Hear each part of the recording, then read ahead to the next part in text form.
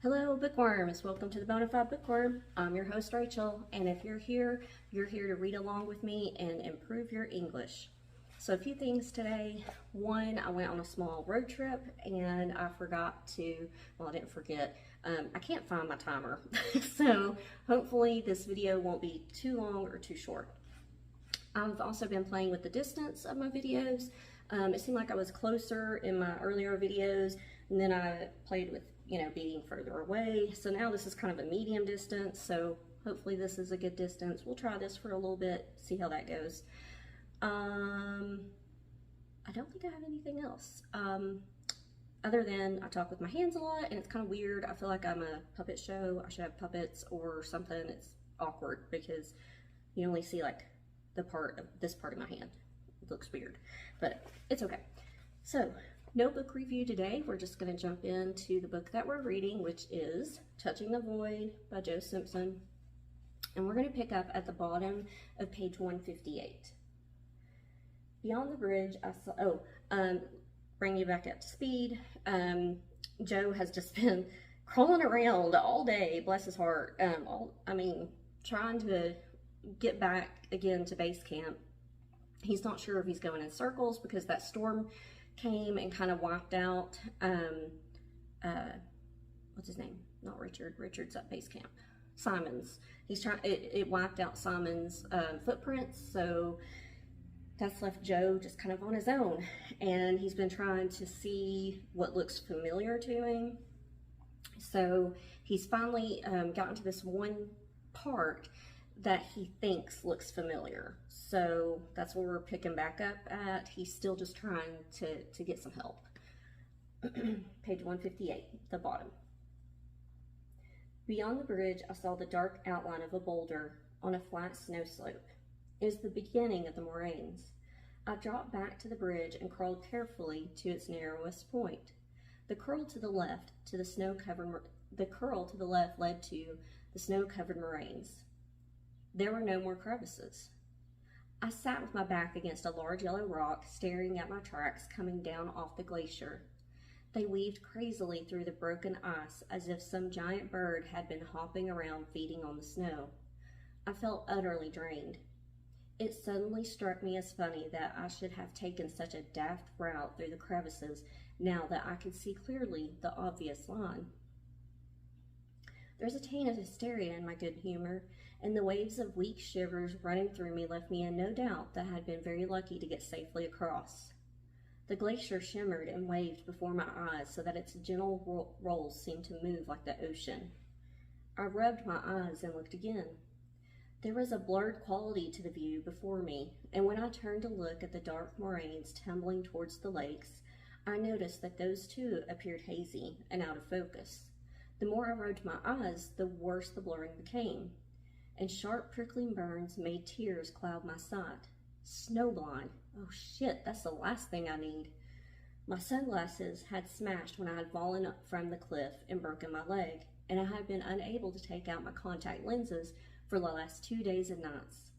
I squinted my eyes tight and peered through the smallest of slits.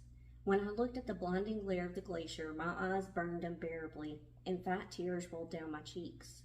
The dark moraines were softer, and I found that I could focus quite well there through slitted eyelids. I moved awkwardly to the other side of the boulder, facing the moraines, and that small distance of hopping confirmed my dread that the glacier was the easy part. I lolled against the rock, feeling luxuriously warm and relaxed in the sun. I promised myself a good rest before attempting the moraines and immediately nodded into sleep. After half an hour, the voice rudely disrupted my peace, coming into my dreams like the distant murmur of flowing water, with the same insistent message I had so far been unable to ignore. Come on, wake up, things to be done. Long way to go, don't sleep, come on. I sat up and stared in confusion at the dark river of rock flowing away from me. For a moment I felt disoriented and wondered where I was. All those rocks. They were strange after so many days on snow. I hadn't seen so much rock since before the summit. How long ago was that? It took several bemused attempts before I worked it out. 4 days ago. It meant nothing to me. 4 days, 6, what did it matter? Nothing ever seemed to change. I had been in these mountains so long, I felt as if I must remain here in this half-dream state, waking occasionally in stark reality to remember the reasons for being here, before drifting back to the comfort of fantasy. Rocks, the moraines, of course. I lay back against the boulder and closed my eyes, but the voice kept calling. Instructions tumbled in, repeated commands of what I must do, and I lay back listening and fighting the instinct to obey.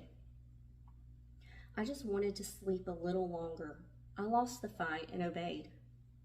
The melody of a song continued to play in my head as I organized myself. I found that I could vocalize all the lyrics word perfectly, yet I was sure I had only been able to remember the refrain in the past. I mumbled it as I draped my sodden sleeping bag over the boulder and felt content that it must be a good sign. My memory was working fine. I emptied my rucksack on the snow beside me and sifted through the contents. The small, shallow pan and stove were set to one side. I had no gas, so I placed the stove in the stuffed sack for my sleeping bag. Oh, yeah, no, that's right. Some of these sentences sometimes sound like they don't make sense to me. Whatever.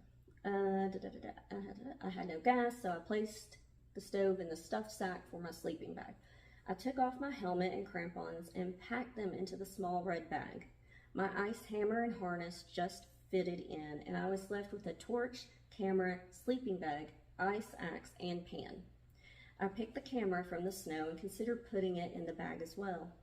I had already removed the film after the summit, so it was of no use. I remembered how difficult it had been to find the camera in a second-hand shop and put it into my rucksack. I stuffed my sleeping bag and torch in on top and closed the sack. The shiny aluminum pan was jammed between two small rocks on top of the boulder so that the sun glinted off its surface. I placed the red stuffed sack at the base of the boulder and sat back content. It was good to leave things tidy and organized. The song in my head had changed when I finished, to be replaced by one that I hated. Somehow I couldn't get its insistent chant out of my mind as irritably I set to work on my carry mat, trying to forget the words. Brown girl in the ring, tra-la-la-la-la.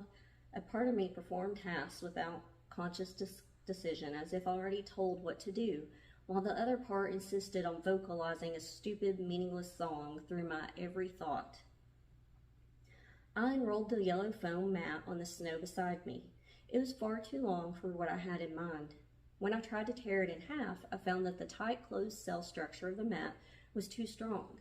I hacked at it with the adze on my axe, making a crude, punctured line across it.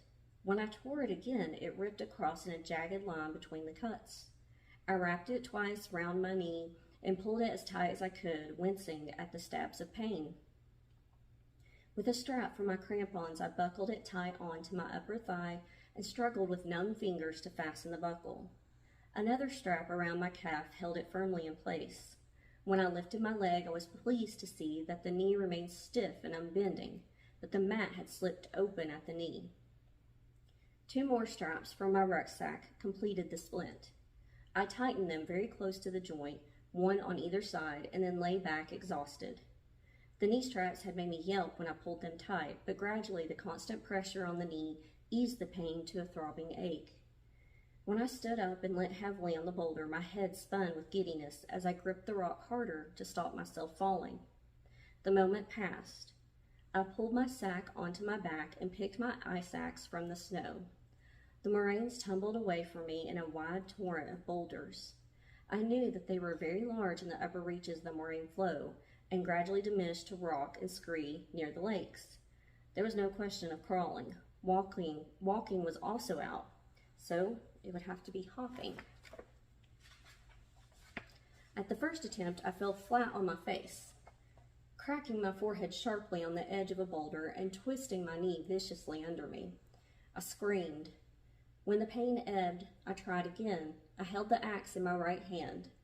At less than 2 feet in length, it made a poor walking stick, and I was hunched over like an arthritic pensioner as I placed it carefully on the ground. With all my weight on the axe, I hefted the useless right leg forward so that it hung parallel with my left leg. Bracing myself on the axe, I made a violent hop forward. It was too violent, and I swayed precariously, trying to stop myself toppling onto my face again. I had made all of 6 inches forward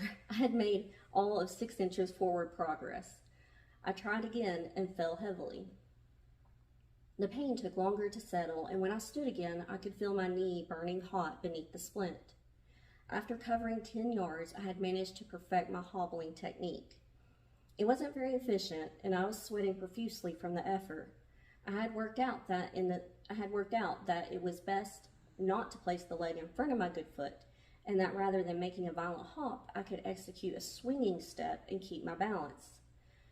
In those first 10 yards, I fell at every other hop, but at the end, I could hop twice as far and still stay upright.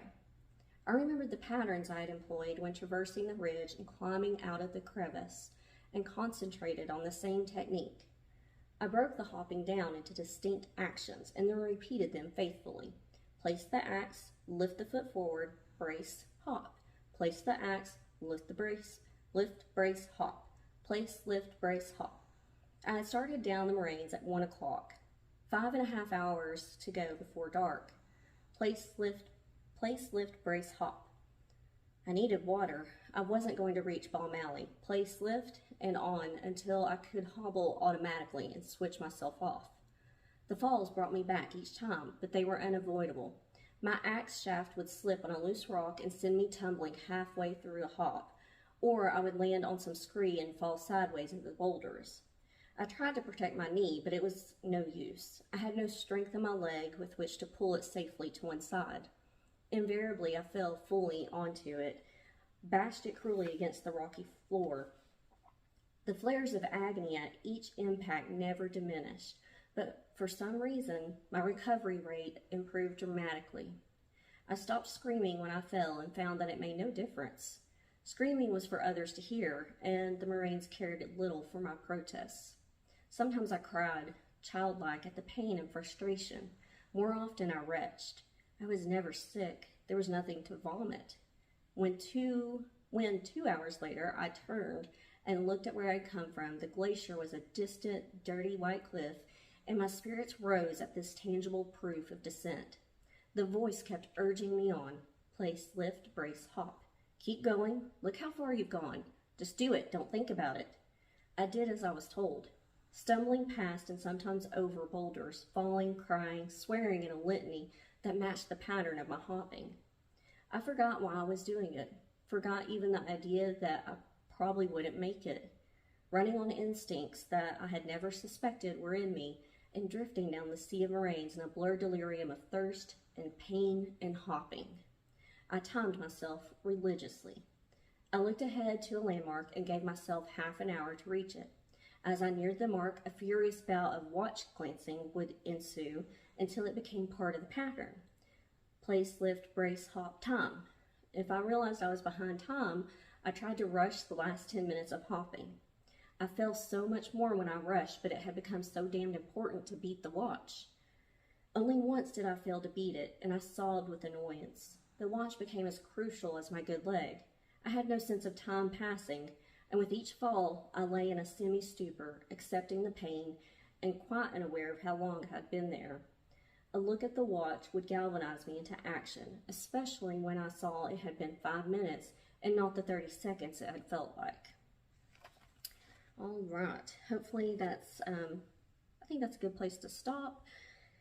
I imagine that his leg is just full of infection at this point. I don't quite understand why it took them this long, I do mean them, him and Simon, to brace his leg, because I would think that that's like kind of like first aid, like 101, like maybe you should splint that. Maybe they didn't want to waste their gear that they had.